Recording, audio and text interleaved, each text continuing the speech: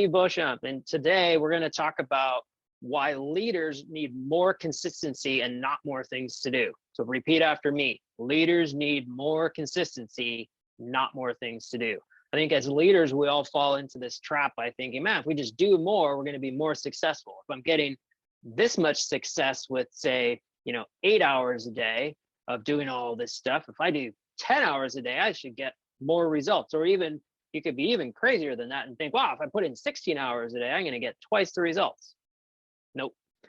Actually, the opposite is probably true. You're probably going to start seeing a lot less results by putting more time in, by trying to do more things. You're actually going to take longer to get to where you want to go. It's not going to end up where you want it to be. I guarantee it. So today I want to talk about how you can identify the critical few things that you should be doing, how to protect them, and then ensuring that they happen all of the time in order to propel you toward getting the results that you truly want out of yourself and your business. Okay, so you've probably heard me talk about the Pareto principle and how that pertains to your routine. But if you haven't, I'm going to go ahead and tell you about it now. So apologize if you've seen it already. But so the Pareto principle works like this.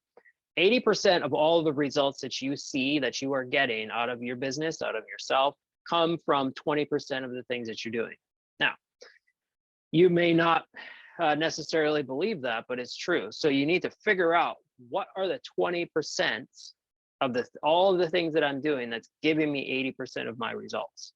And if the results that you're getting aren't the results that you want, then you need to start changing the critical activities that you're doing, i.e. the 20%. So if that's really how you start narrowing in and driving towards being able to identify what are the critical activities that I want to do. Well, think about what's the result that you really want. Look for other people out in the market that are doing the same thing that you're doing and they're getting the results that you want, right? So think about that. Success leaves clues, right? You've probably heard that said before. I can't remember exactly who said it, but it's true. So if you see other people that are succeeding, that are, running a business similar to what you want, and they're getting the results that you want, start thinking about, well, what are the things that they're doing that's giving them those results? Because I want to do those things. And all these other things that I've been doing, I need to get rid of those. So that's one way that you can start identifying those critical things that you need to be doing in order to get the results that you really want. Because the reality is that you're not the first person to be doing what you're doing, right? I mean, honestly, I'm not the first person that's put out a YouTube video, and I, certainly won't be the last.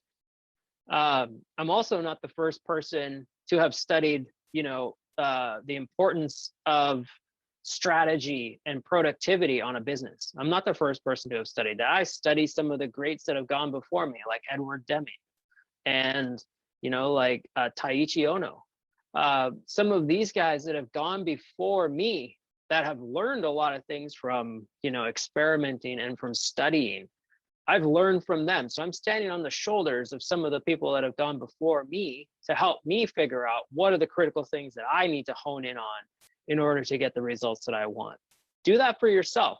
Start being critical. Start really thinking about this and doing some research. It's not going to come easy. If anything came easy, it really wouldn't be worth doing, right? So if it's something that's that important to you, put some effort into it and really start narrowing in on what those 2 to 3 critical things really are. And, if this is resonating with you, if you've seen some of the other videos that I've posted and you're, really enjoying them, consider subscribing to the channel, consider sharing this video in your network.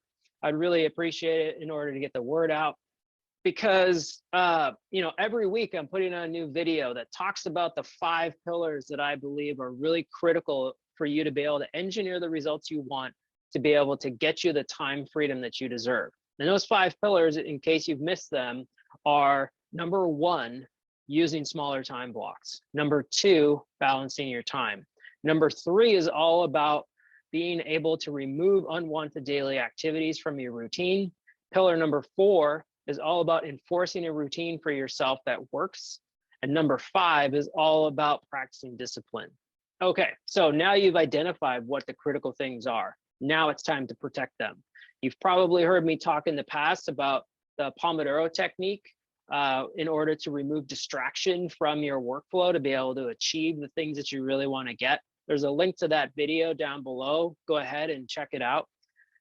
But it's really critical for you to be able to protect those critical things, because otherwise they wouldn't be critical, right? I mean, let's be honest. If you've deemed them as critical, you need to protect them and make sure that they get scheduled and make sure that they happen. One of the ways that you can really ensure that the things that you're scheduling are going to get done, think about scheduling them at times when you know it's very unlikely that you're going to get scheduled on top of, or there's going to be some kind of an emergency that crops up out of nowhere. So for me, I get up at 4:30 a.m. every day. And the reason why I do that is there's, part of my morning routine is to be able to spend time studying, spend some time meditating, spend some time just, alone.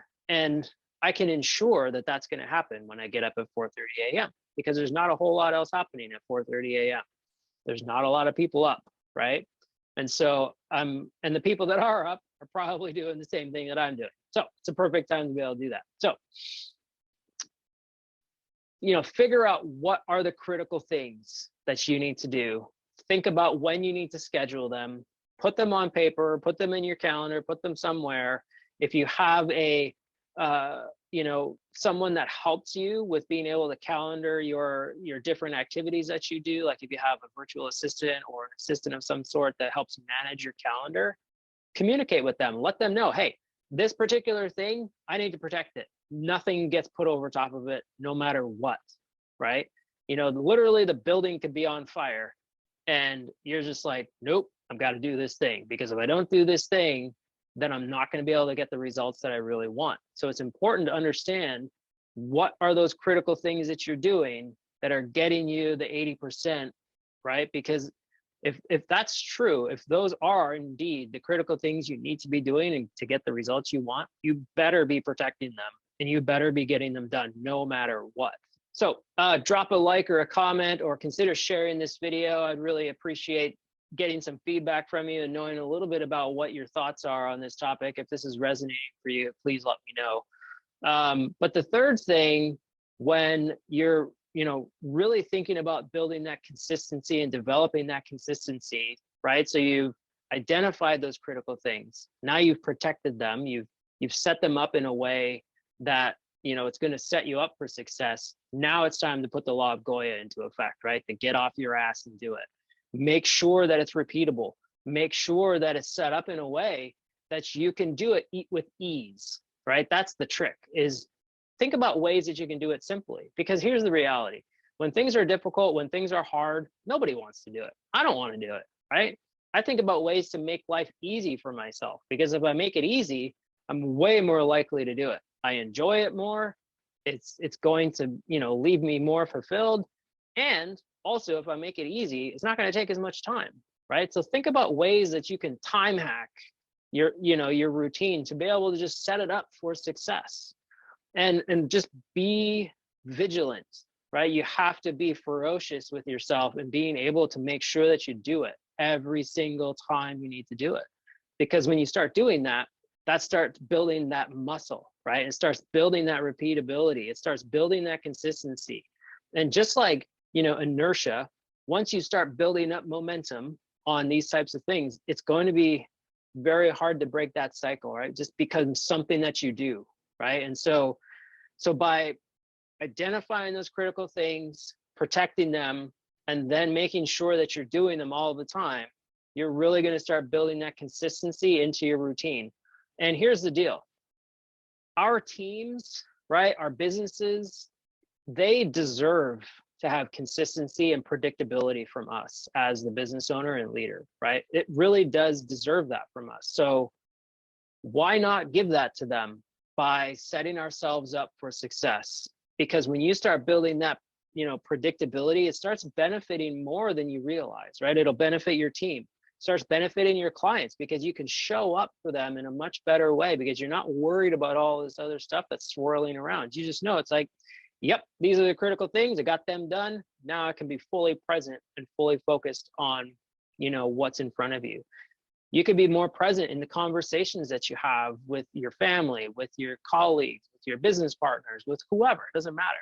It's really just going to set you up for much better success. So I highly encourage you to really consider these 3 things and start putting them into action for yourself. And if you want to get a little bit more information on how you might be able to kickstart a strategic plan for yourself, consider checking out the mini course that I have put together. It's from a workshop that I did earlier this year on, some of the things that you should start thinking about before you start building yourself a more robust strategic plan. Some of those foundational things that you can put into effect. So thank you for joining me for today. I really appreciate you. I hope you have a wonderful day, and I'll see you on the next video.